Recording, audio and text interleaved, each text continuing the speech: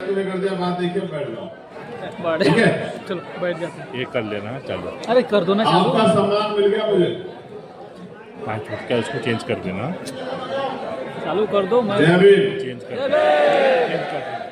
जय भारत, जय संविधान, जय मंगल, जय जोहार, जय किसान। नमस्कार, आदाब, सत श्री अकाल। हो हो।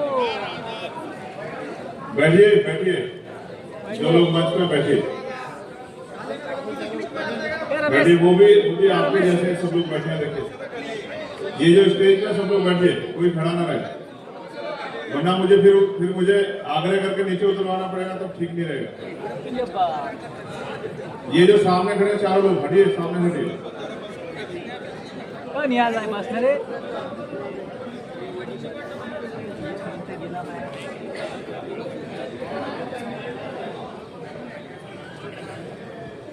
नागपुर की ये ऐतिहासिक धरती,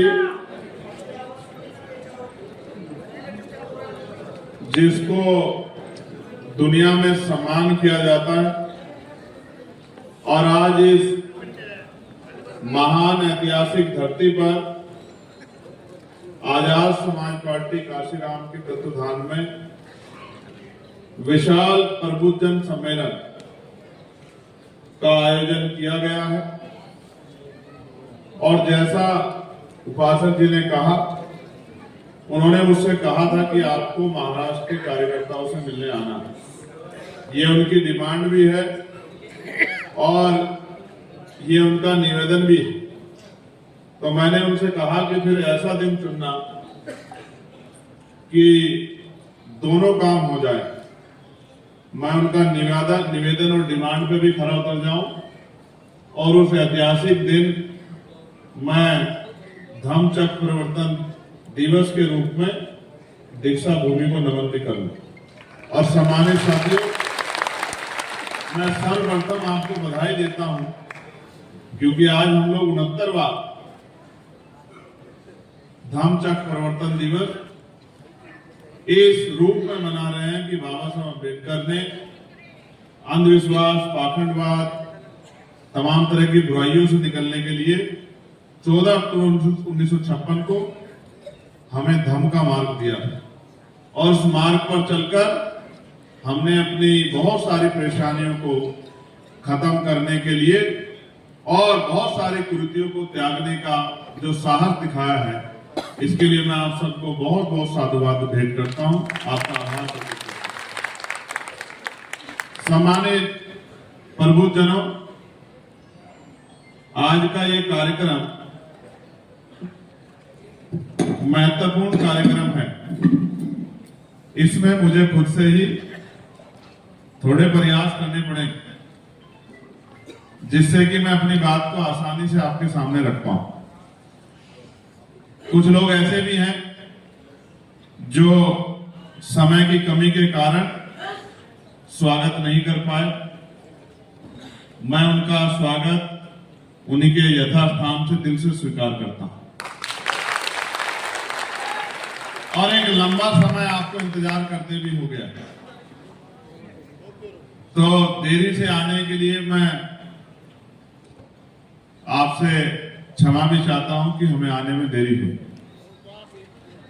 लेकिन प्रियजनों, ना देर से आने का कोई मन था और ना ही आपके स्वागत को रोकने का कोई मन था।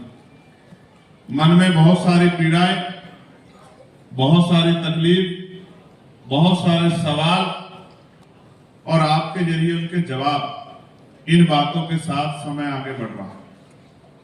मैं बहुजन समाज में जन्मे सभी संतों, गुरुओं और महान पुरुषों को नमन करता हूं, और उनमें भी महामानव तथागत बुद्ध से लेकर जगत गुरु सतगुरु रविदास जी महाराज, गुरु नानक देव, गुरु कबीर, गुरु वाल्मीकि, संत गाडगे जी महाराज, नारायण गुरु, और यहाँ महाराष्ट्र की धरती पर जन्मे राष्ट्रपिता ज्योतिबा फूले को उनके चरणों में श्रद्धा के सुमन अर्पित करते हैं। आप उनको महाराष्ट्र में महात्मा कहते हैं, हम लोग उनको राष्ट्रपिता कहते हैं, क्योंकि आधुनिक भारत के निर्माण की जो नींव रखी है वो इसी महाराष्ट्र की धरती से, पुणे की धरती से रखी गई है। ना होते राष्ट्रपिता ज्योतिबा फूले, ना होती मां सावित्रीबाई फूले, ना होती मां फातिमा सेठ, तो कमजोर वर्ग के बच्चे ना पढ़ पाते, और ना पढ़ पाते तो शायद आज अपने हक अधिकारों को समझ नहीं पाते। आपको ये समझना चाहिए कि राष्ट्रपिता ज्योतिबा फूले को देखे बिना, उनको पढ़कर ही बाबा साहब अम्बेडकर ने उनको अपना गुरु माना। ये एक बहुत बड़ी बात, और उनके विचारों को, उनके अधूरे सपनों को पूरा करने के लिए लगातार प्रयास किया। मैं फिर दोहरा रहा हूं, बाबा साहब का जन्म 91 में हुआ और फूले साहब 90 में हमारे बीच से चले गए। तो फूले साहब को बाबा साहब ने देखा नहीं, बस उनको पढ़ा और उनके विचारों को जानकर उनको एहसास हुआ कि अगर मैं किसी को गुरु मान सकता हूं तो वो राष्ट्रपिता ज्योतिबा फूले हैं। और संकल्प किया कि उनका एक भी अधूरा काम, उनका एक भी सपना मैं अधूरा नहीं छोड़ूंगा, पूरा प्रयास करूंगा कि उनके सपनों को जीते जी पूरा कर सकूं।